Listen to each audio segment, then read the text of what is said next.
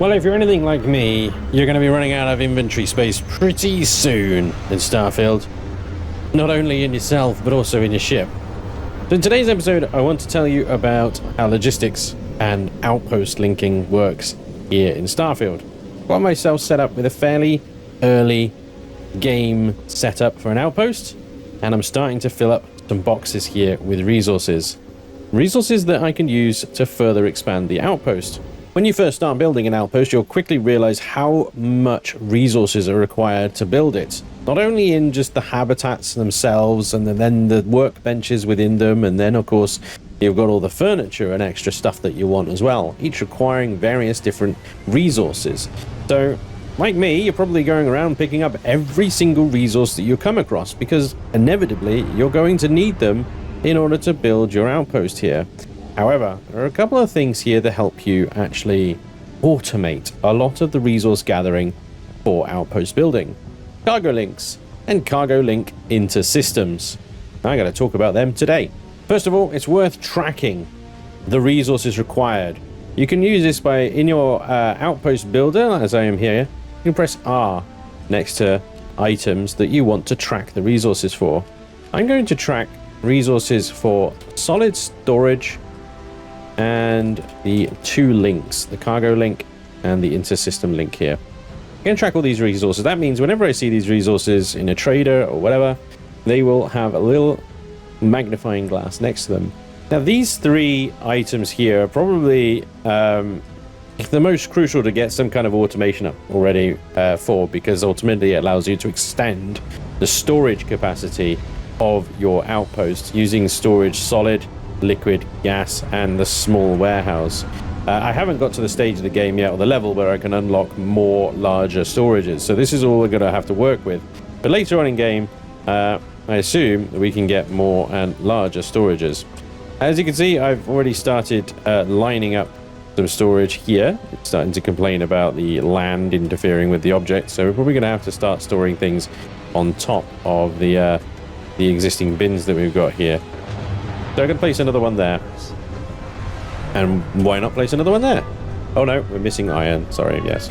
One of the resources that we're going to need automating. Sorry about all the ships landing in the background there. I apologize for all the noise and the ruckus, but this is what happens when you link outposts up. All the ships start coming around and doing the business. Now, what I've got here is a number of solid storage containers, and they start from this one and they work this way. You can just about see between the between the containers there is like a faint red line, and this indicates that they are linking together. To link them together, you just simply right click on the first container and then right click again on the second container, and then what I've got going here is that it will start at this end and work its way down and end there. As I add more storage on top of that, and inevitably more on top of that as well, and I can do another row and another row and another row of these storage containers, they will increase my storage capacity each time for raw resources. Here we can see there's a crap load of beryllium going on in here. Beryllium 150.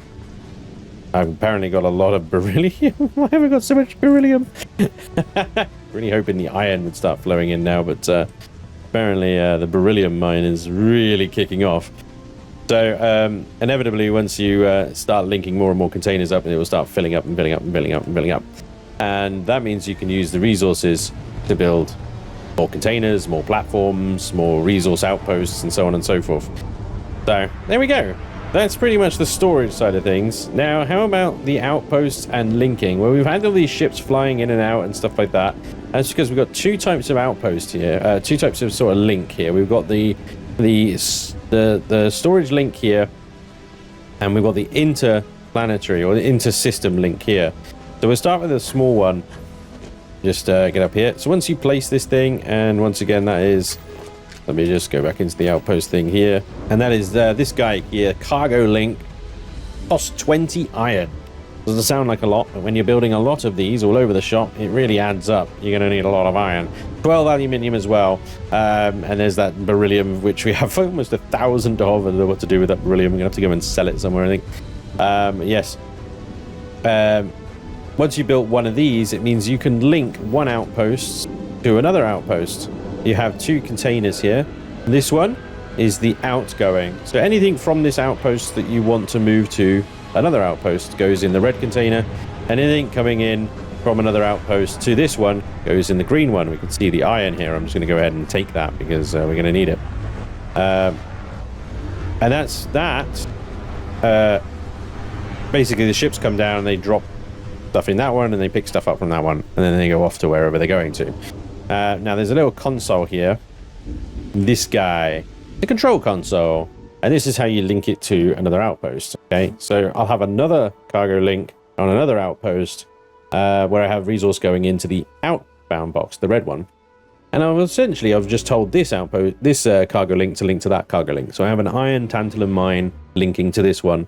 The interesting, or the vital thing here is that this cargo link can only work in the current system. In fact, I have my iron tantalum mine is actually on the same planet here. It's over here in a rich iron area. Right here, we can press R to scan the planet. We can see what resources there are here. So I have my iron and tantalum coming out here. And I have this El Castel Spanj, which is my main outpost, where I want all my resources to come to, is right here. So what I have in this system is just one outpost coming here, and this is why I only have this one cargo link. Now this guy over here is the inter-system cargo link, all right? So this means that this thing can come from planets outside of this solar system. We have, again, nothing going on the outgoing here because this is kind of the last stop, as it were, of all the resources coming in. So we can see that we're starting to have cobalt and aluminium start coming in here, and the ridiculous amount of beryllium is still coming in. And this is all coming from not this planet, not this solar system, but it's coming from Cheyenne. Where are you, Cheyenne? Where are you, Cheyenne? There it is. And over here in Cheyenne, which is where Aquila City is, I have a number of outposts set up. Not there. On Aquila, I have the aluminium mine. And I have a cobalt nickel mine. So the cobalt nickel mine kind of adds as the main hub of this area. I'll go to that in a second. Because I also have Antharum. I have a outpost here as well, which I haven't renamed, actually. I need to rename that one. That one is dredging up helium-3. Okay, so we need helium-3, and I'll explain why when we go to Aquila here. So, go to the cobalt nickel mine. I'll show you what's going on over here.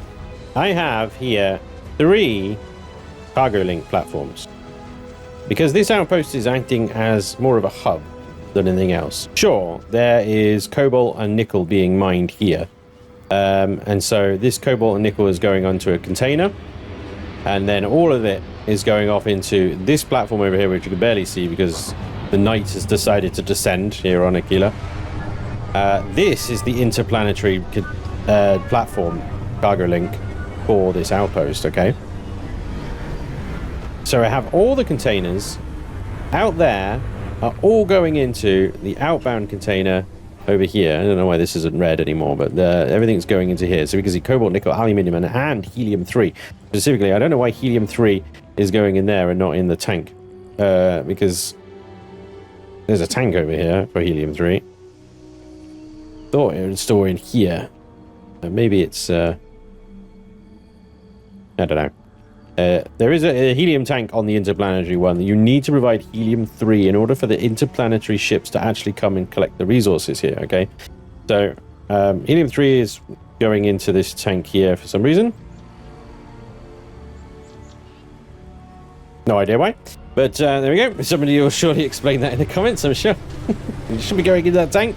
Anyway, the point is, everything here is going into... this outpost, and we can kind of see that from all the different red lines here. We can change the view with the incoming for these 2 platforms is going to these cargo boxes, and the incoming for this one's going to their cargo boxes as well, which there's nothing incoming. I don't know why I set that up, but then this cargo box is going off into the output of the interplanetary cargo link. Sense, I hope. Basically just invisible conveyors, but we can see here the El Casa del Spanj, my main outpost, is the link, which is 14.4 light years away. Using that helium-3, the ships are able to go. And with them, they take aluminium, cobalt, nickel. Aluminium being one of the key resources to Outpost building. And that's where our aluminium mine comes in. Very simple setup this time. Aluminium mine is just an auto miner, solar panel, and a cargo link. And this is it. There's the auto miner, there's the solar panel, there's the cargo link. The aluminium goes in the output box, and it gets shipped off to the local outpost, the nickel and cobalt mine, just over there. And that's it. That's pretty much it. That's how we link everything together. So we get those resources automated. That all gets shipped all the way down here to Olympus, where my main outpost is. And so as we receive those resources, I can continue to expand my storage and expand my storage and expand my storage. Eventually, I'll have enough iron, aluminium, and so on and so forth to build as many storages as I need in order to offload the ridiculous amount of cargo, of resources that I have in my ship. And there we have it, ladies and gents. You too can pretty much enjoy the non-stop audio and pleasure that is ships landing and taking off of your outposts as a result. And that is it. I just now need to wait for the resources to come in. I'm going to go and sell all this beryllium, I think. You know, I've emptied the storages of the beryllium, so, you know, we'll hopefully let all the other resources now trickle in a little bit better. If they're not all filled with beryllium, which is one of the least used resources for making outposts. So it's still needed, but not in those quantities. Hopefully now we'll start seeing the iron and the tantalum and the aluminium start to take more of a presence, because that's what we need. More and more containers. And there we go. With that set up, it's so easy, isn't it? With that set up, I can now offload much of the resources that my ship just hauls around, because that's the largest storage I have, and I can store it here at my outpost, which means I can now actually start crafting in the workbenches in my outpost a little bit more reliably. I should also briefly talk about the different types of containers as well. You need to be careful here, because they will only take certain types of resources. The solid containers that we've been messing around with today will take all of your ore, basically. But none of the gas or liquid resources. For that, you'll need liquid gas storage here. You can also link these to the output containers on the cargo links. As you can see here, each one of these containers is linked to the incoming box on the Interstellar cargo link, and also the transfer container I've got over there. This is for when you have a landing platform. I don't have one yet, but essentially you can automatically transfer the goods from your ship using this into the corresponding containers. So all that argon gas and benzene gas that we're gathering on our ship can automatically be siphoned off when we land here. The problem is, for me, as with most of the things when you're building a outpost, is I don't have the resources for it. I'm out of adaptive frames, which I can go and buy at a vendor, or I just need to wait for the aluminium to come in so that I can build more here at my outpost, and then I can have this landing pad.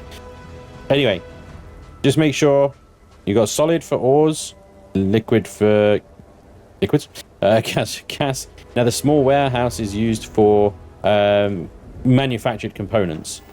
So I don't know why that's saying it's 12% when there's nothing in it.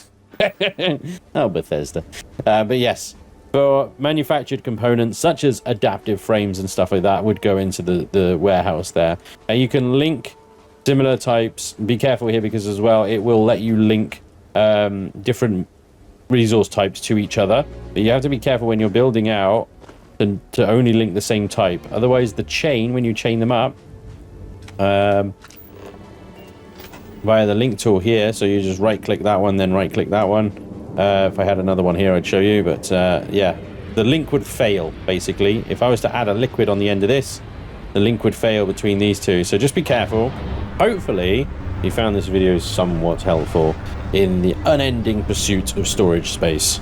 It can be done, and with outposts, with a little bit of automation, can really help speed up the acquisition of those resources required for those goddamn storage modules. What are they again? I should know this by heart by now. Adaptive frames, iron and aluminium. Adaptive frames, titanium and aluminium. So yeah, there we go. There's just those adaptive frames, of course, you can manufacture at your outpost as well using a simple fabricator here. This one is somewhat buried in the rocks here, and this takes iron and aluminium as well. So yeah, you definitely need those two resources en masse, otherwise you're going to be in trouble, I think, fairly quickly.